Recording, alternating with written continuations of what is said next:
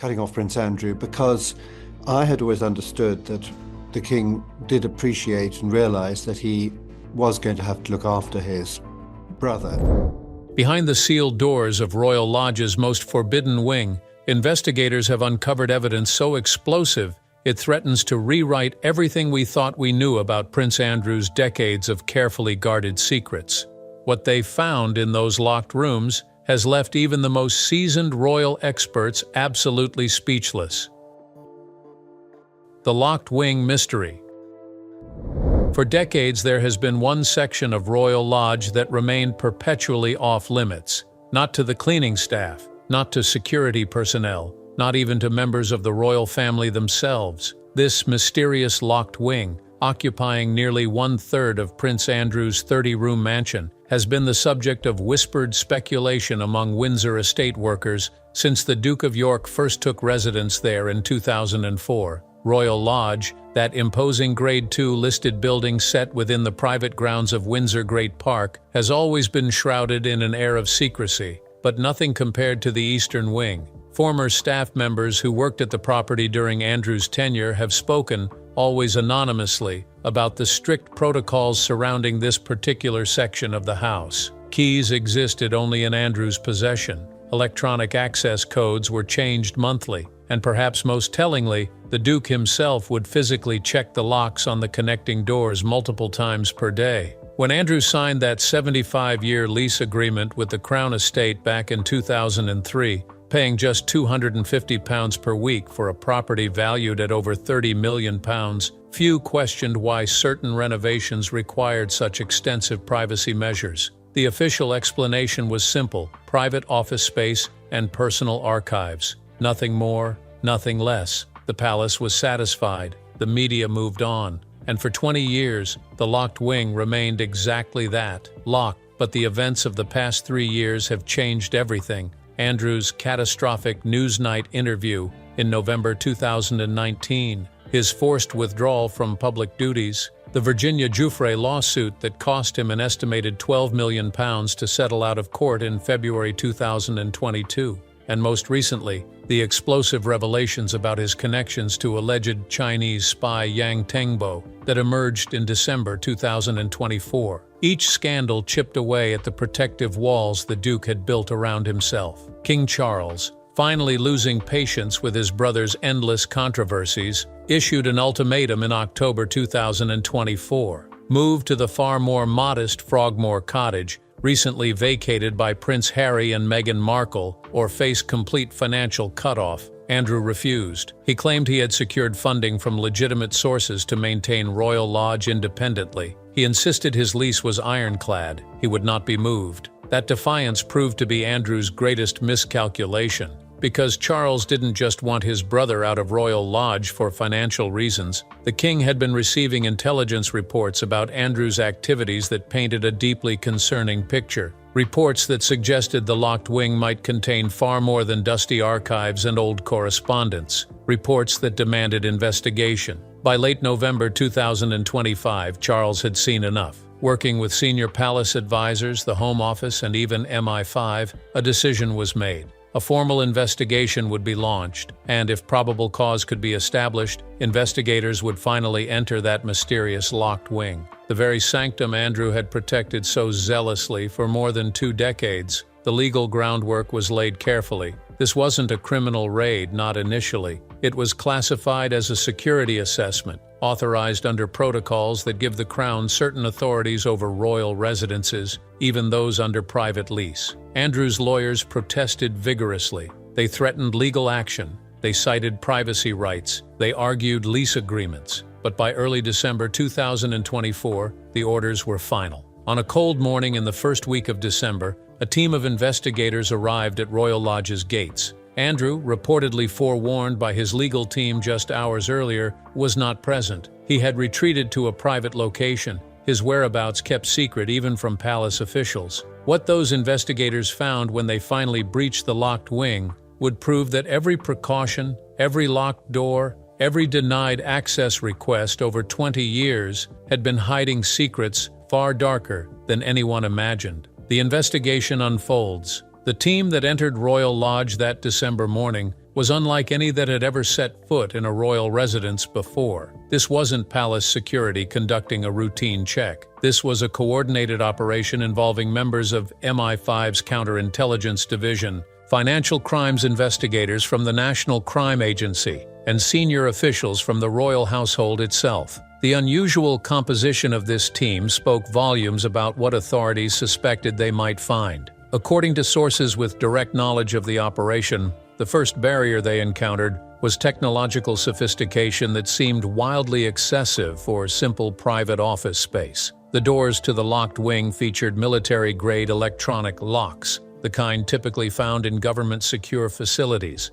Biometric scanners required both fingerprint and retinal identification, and perhaps most surprisingly, the entire section was enclosed within what investigators later described as a Faraday cage, designed to prevent any electronic signals from entering or leaving the space. Why would a prince need this level of security in his own home? The question hung heavy as technicians worked to bypass the systems. It took nearly 3 hours to gain entry, far longer than anticipated. With each passing minute, the tension mounted. What could possibly require this level of protection? When the doors finally opened, investigators stepped into what appeared at first glance to be an elaborate private office suite. Rich mahogany paneling lined the walls, expensive Persian rugs covered polished hardwood floors, floor-to-ceiling bookshelves held leather-bound volumes. It looked for all the world like the private study of a wealthy aristocrat. Nothing more, but appearances can be devastatingly deceiving.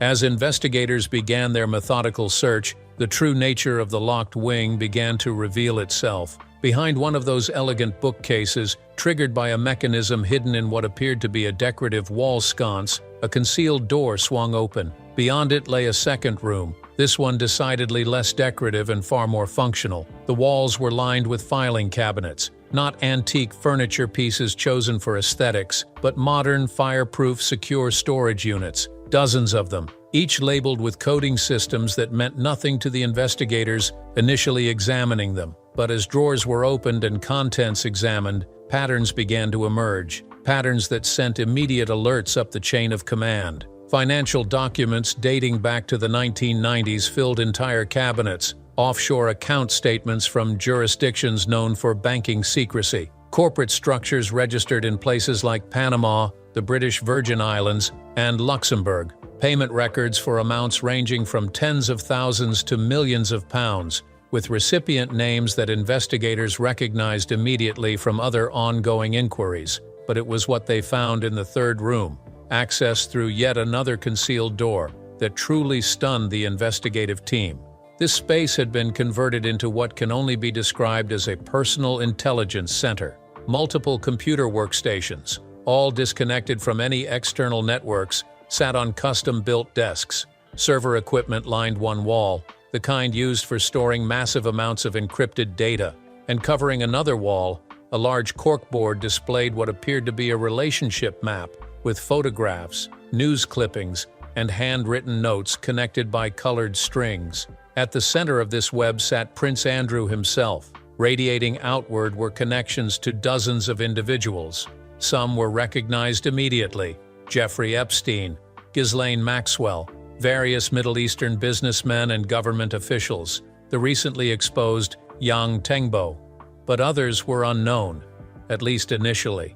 Those would require extensive investigation to identify and understand. One investigator, speaking later under conditions of strict anonymity, described the moment of discovery as surreal. This wasn't the cluttered hobby space of an eccentric royal. This was the operational headquarters of someone conducting activities far beyond what any member of the royal family should be involved in. Activities that appeared to span decades. Activities that, if the preliminary evidence was accurate, might constitute serious criminal behavior. Emergency calls were placed to Buckingham Palace within minutes. King Charles was immediately informed.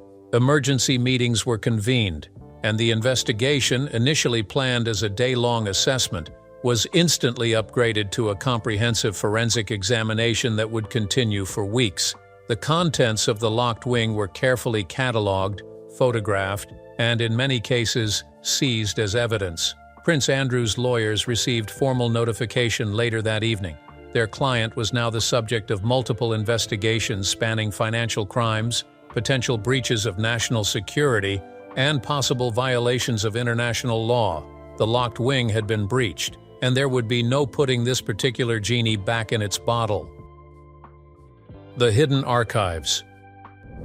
As forensic accountants and intelligence analysts began the painstaking work of examining the locked wing's contents, a picture emerged of Prince Andrew's parallel life that was staggering in its complexity and disturbing in its implications. The filing cabinets alone contained over 50,000 documents, carefully organized and meticulously maintained over more than 30 years. This was not the disorganized clutter of someone hiding embarrassing correspondence. This was a deliberately constructed archive of activities Andrew clearly never intended for anyone else to see. The financial documentation painted the picture of a man living far beyond his official means. Andrew's annual allowance from the sovereign grant, even at its peak, never exceeded £250,000. His military pension added perhaps another $20,000. Yet the records showed regular expenditures in the millions. The Royal Lodge lease payments, minimal though they were just the beginning. Private jet charters cost hundreds of thousands per trip, luxury purchases that would make even the wealthiest aristocrat blush, and most significantly, regular large payments to offshore accounts whose ultimate beneficiaries were hidden behind layers of corporate structures. One particularly detailed ledger, maintained in Andrew's own handwriting, tracked what investigators have described as a consulting payment system. From 1994 through 2019, the ledger documented receipt of funds totaling well over £80 million from various sources. The notations were cryptic but consistent. 2-letter country codes, reference numbers that corresponded to meetings documented elsewhere in the archives, and amounts that varied wildly from £25,000 to, in several cases, over $5 million. The sources of these funds were traced through supporting documentation found in adjacent files.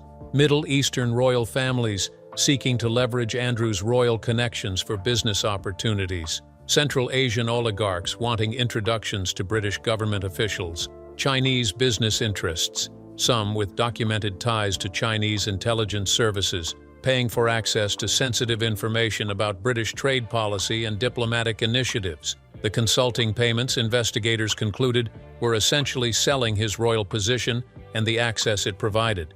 But the financial impropriety, as serious as it was, paled in comparison to what the correspondence files revealed. Letters, emails printed and filed, even transcripts of phone conversations that Andrew had apparently recorded and stored, documented decades of relationships that should have sent alarm bells ringing through the palace years ago. His communications with Jeffrey Epstein alone filled 3 entire filing cabinet drawers, spanning from their first meeting in 1999 through Epstein's arrest in July 2019. These were not the casual exchanges of distant acquaintances as Andrew had tried to claim in his disastrous Newsnight interview.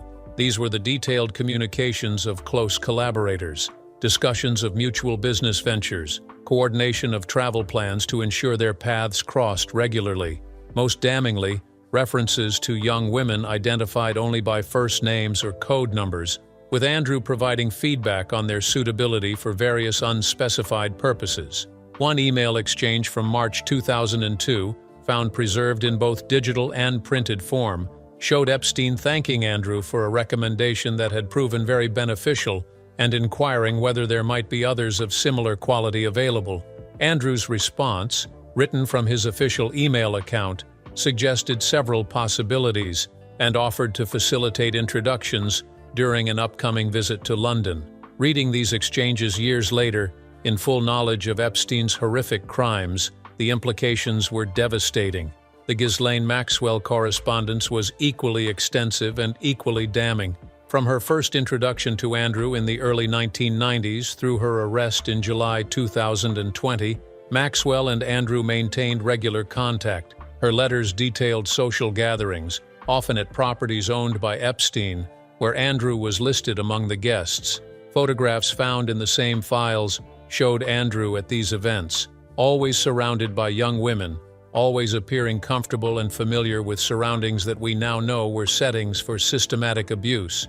But perhaps most explosive were the files related to foreign intelligence contacts. A subfolder labeled simply Project Aurora contained documentation of what appears to have been Andrew's systematic cultivation of relationships with individuals later identified as intelligence operatives for foreign governments. The recently exposed Yang Tengbo was there with meeting records dating back to 2008, but he wasn't alone. Russian businessmen with documented FSB connections, Saudi intelligence officers operating under diplomatic cover, even individuals connected to Chinese military intelligence. The pattern was consistent and damning. Andrew would meet these individuals at public events, always with plausible deniability about their true affiliations. Relationships would develop through seemingly innocent social connections. Then private meetings would occur, documented in Andrew's own notes as discussing business opportunities or cultural exchanges. But the level of detail Andrew recorded about British government policy, upcoming diplomatic initiatives, and internal palace discussions suggested something far more sinister. He was sharing information that had value to foreign intelligence services, information that, in some cases, was classified. One memo, written in Andrew's hand and dated August 2014, detailed a conversation with a senior British defense official about upcoming arms sales to Middle Eastern allies. 3 weeks later, a Chinese contact documented in the Project Aurora files had a private meeting with Andrew, followed by a consulting payment of £1.2 million from a Hong Kong-based corporation with known ties to Chinese state enterprises. The implications were clear. Andrew was selling access to sensitive information, either directly or by facilitating connections that allowed foreign intelligence services to cultivate their own sources within the British government. The investigators cataloging these files understood immediately that they had uncovered something far beyond simple financial impropriety or embarrassing associations. This was potential espionage. This was possible treason. This was evidence that a member of the British royal family, a man who once served in the Royal Navy and held the rank of Vice Admiral, had potentially been compromising national security for personal profit over a period spanning 3 decades. The parallel life. The locked wing's final room, the one that had required the most sophisticated security measures to access, revealed the full scope of Andrew's deception. This wasn't just about hiding embarrassing associations or questionable financial dealings. The evidence documented a completely parallel existence that Andrew had maintained for decades, right under the noses of palace officials, security services, and even his own family. Central to this parallel life was what investigators have termed the shadow calendar. While Andrew's official schedule, maintained by palace staff, showed the public engagements, charity patronages, and diplomatic missions expected of a working royal, the shadow calendar revealed a completely different pattern of activities. Private jets to Caribbean islands, not for official visits but for week-long stays at properties owned by controversial figures. Regular trips to Monaco, where Andrew maintained a residence unknown to palace officials, funded through one of his offshore corporate structures.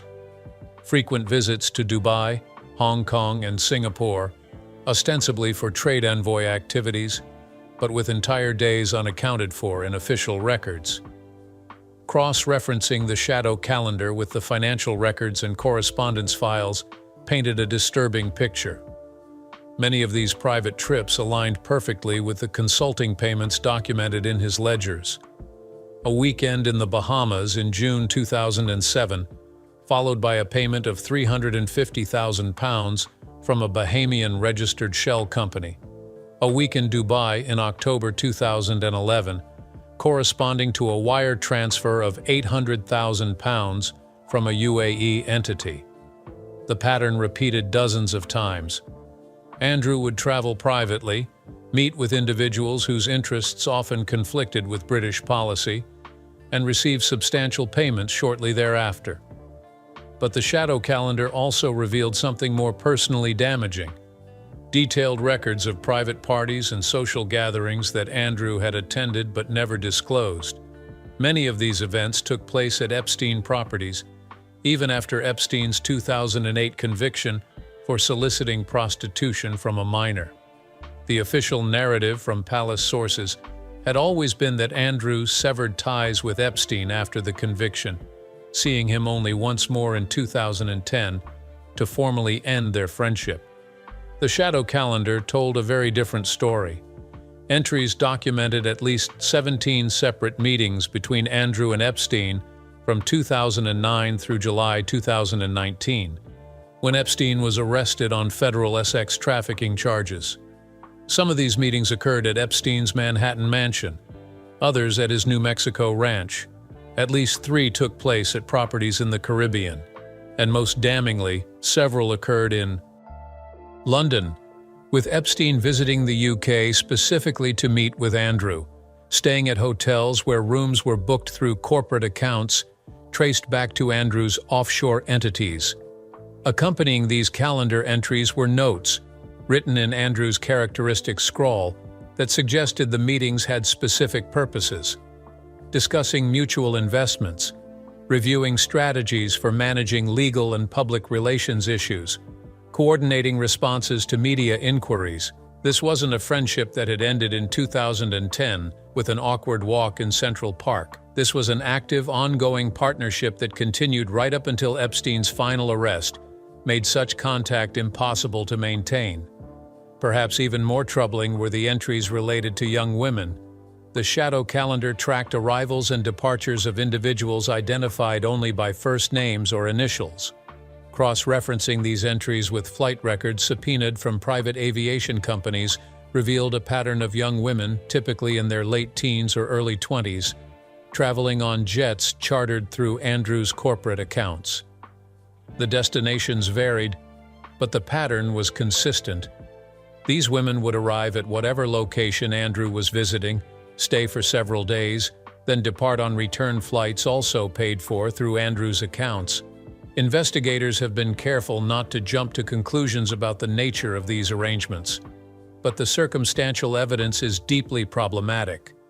Many of these trips occurred during the same time periods when Andrew was meeting with Epstein or Maxwell. The women's identities, traced through passport records, showed several with documented connections to Epstein's trafficking network. And perhaps most damaging, several of these individuals have since come forward once investigators contacted them with accounts of being trafficked to meet Andrew, accounts that align precisely with the shadow calendar entries. The computer equipment found in the locked wing provided additional context for Andrew's parallel life. Forensic examination of the disconnected servers revealed years of encrypted communications stored locally to avoid any digital trail through internet service providers or email servers. Cracking the encryption took investigators weeks, but the contents proved worth the effort. Conversations with financial advisors in tax haven jurisdictions about structuring payments to avoid detection. Discussions with lawyers about managing the legal fallout from Epstein's crimes. Communications with media consultants about shaping public perception. Most significantly, the servers contained extensive correspondence with individuals who served as Andrew's enablers, staff members who arranged the shadow calendar activities while maintaining plausible deniability, financial professionals who structured the offshore accounts and corporate entities, even certain members of Andrew's official security detail who had been quietly facilitating the parallel life for years, often in exchange for substantial bonuses paid from Andrew's offshore accounts. One particularly detailed exchange from September 2019, just months before the Newsnight interview, showed Andrew and his advisors discussing strategies for managing the growing Epstein scandal. The tone was not one of innocent confusion, as Andrew would later claim in the interview. It was calculating and strategic, discussions of which facts could be safely admitted versus what needed to be denied, analyses of which witnesses might be credible and which could be discredited, plans for using Andrew's royal status and connections to pressure media organizations into softening their coverage. The locked wing, investigators concluded, wasn't just a hidden archive. It was the command center for a carefully constructed alternate existence.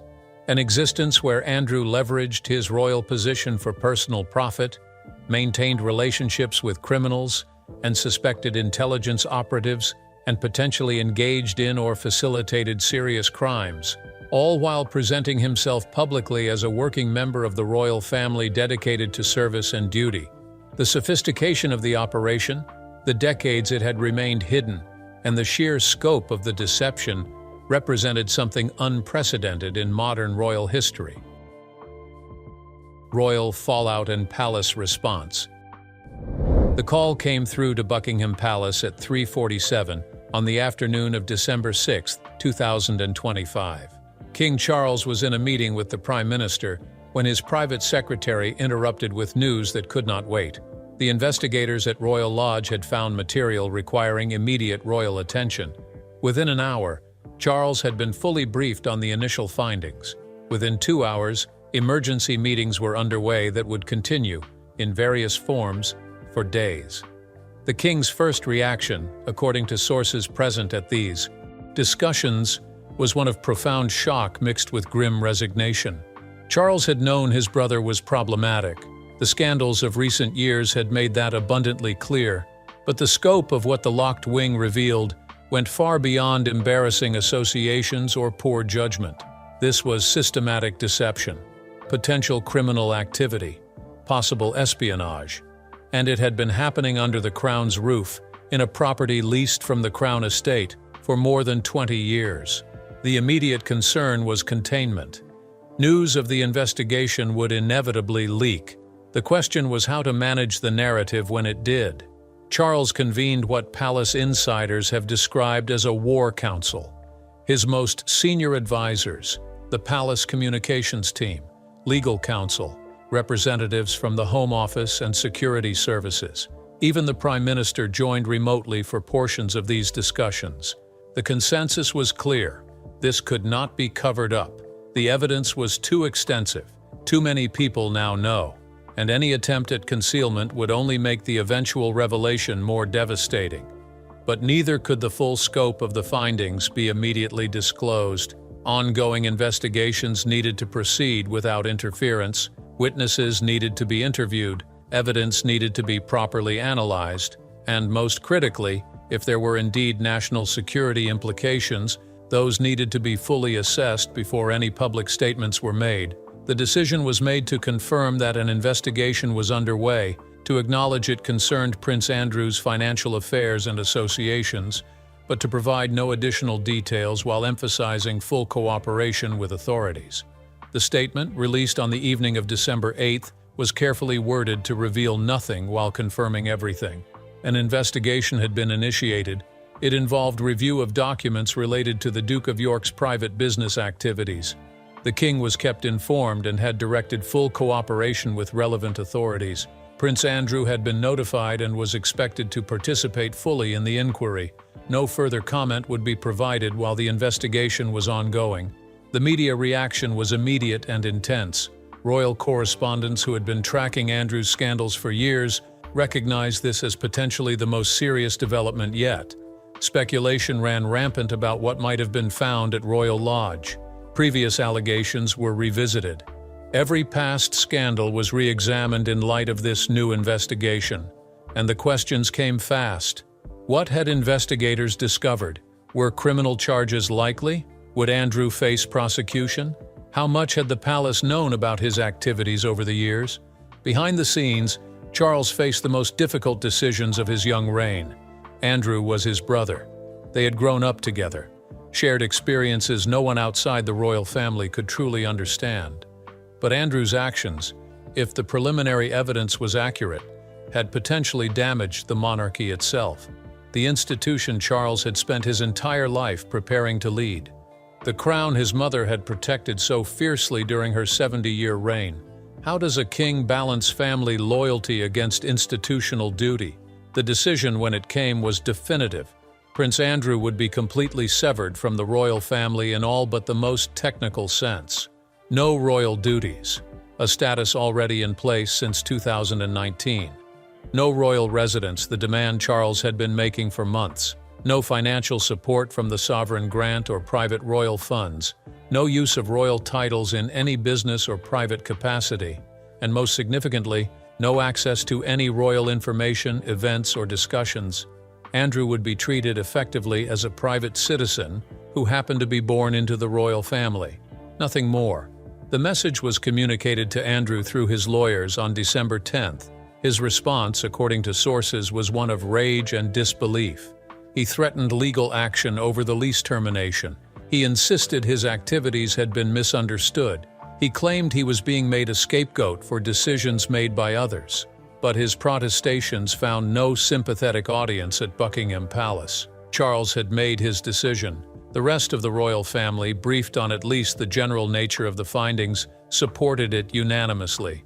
Prince William, according to palace insiders, was particularly adamant that Andrew be cut off completely. The Prince of Wales has been carefully cultivating an image of the monarchy as relevant, transparent, and accountable to modern standards. Andrew's scandals threatened everything William was working toward.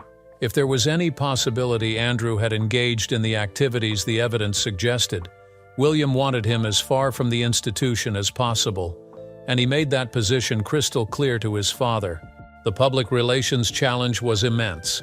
The monarchy had spent 2 years rebuilding its reputation after the damage of Prince Harry and Meghan's departure and allegations. The successful coronation in May 2023 had restored some luster. Charles's commitment to a slimmed-down, more cost-effective monarchy had been well received.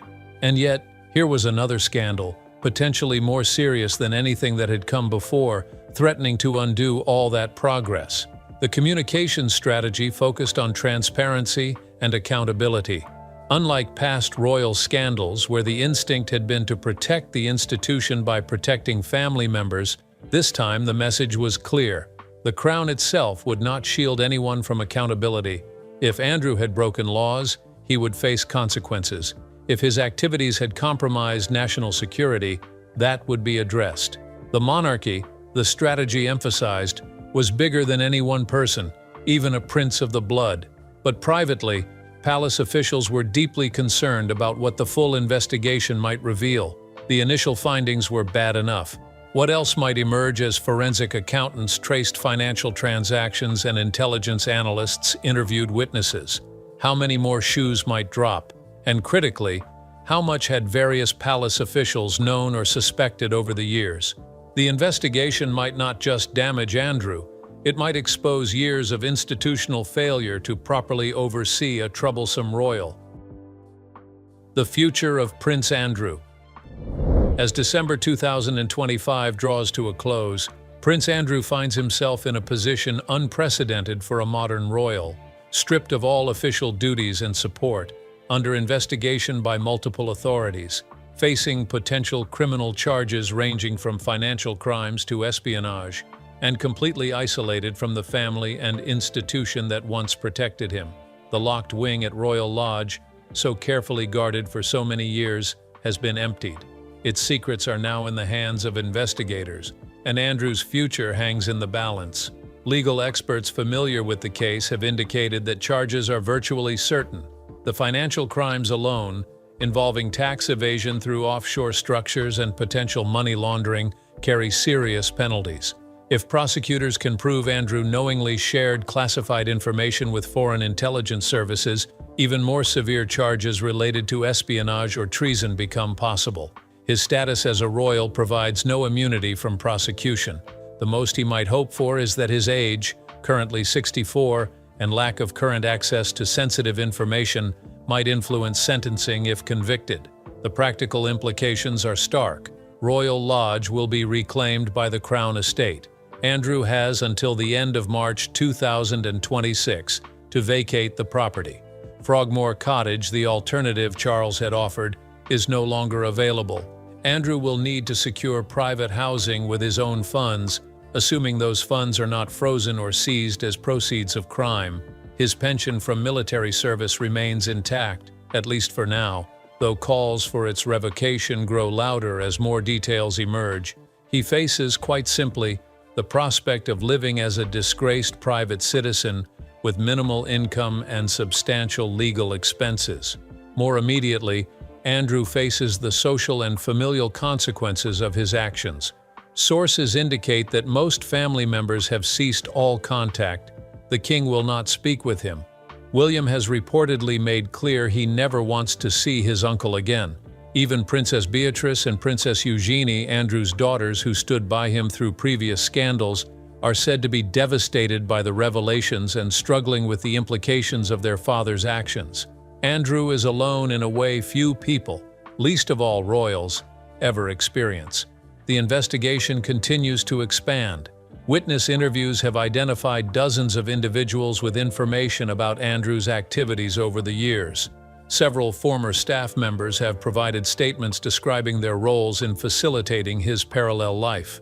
Financial institutions in multiple countries are cooperating with asset tracing efforts, and intelligence services are conducting damage assessments to determine what information Andrew may have compromised and to whom. The full scope of his activities may not be known for months or even years. For the monarchy itself, the scandal represents both crisis and opportunity. Crisis because it confirms the worst fears about royal privilege enabling bad behavior. Opportunity because Charles's decisive response demonstrates that the modern monarchy will not protect wrongdoers, even princes. The institution's survival depends on its ability to reform and adapt. Andrew's downfall, painful as it is, may ultimately strengthen the crown by showing it can police itself. The British public's reaction has been one of weary cynicism mixed with satisfaction that Andrew is finally facing real consequences. Opinion polling shows overwhelming support for removing his titles and prosecuting him if evidence warrants. There is little sympathy for a man who leveraged his position for personal gain while showing no regard for the responsibilities that came with his privileges. The contrast with other royals, particularly William and Catherine, who embody service and duty, could not be starker. Looking ahead, the Andrew scandal will likely prompt significant reforms in how the royal family operates, greater financial transparency, independent oversight of royal activities, clear protocols for handling security concerns about family members. The changes may be uncomfortable for an institution steeped in tradition and privacy, but they are necessary if the monarchy is to retain public support in the 21st century. As for Prince Andrew himself, the remainder of his life looks bleak. Criminal prosecution, possible imprisonment, financial ruin, social exile, historical infamy. The locked wing kept his secrets for 2 decades, but secrets, once exposed, cannot be hidden again. And the consequences of a lifetime of poor choices, criminal associations, and selfish behavior are now unavoidable. The investigation that began with the breaching of those locked doors has already changed the monarchy forever. Whatever additional revelations emerge in coming months will only deepen the impact. Prince Andrew's fall from grace is complete. The only questions remaining are how severe his punishment will be and how much damage the institution he was born into will ultimately sustain. The answers to those questions will shape the British monarchy for generations to come.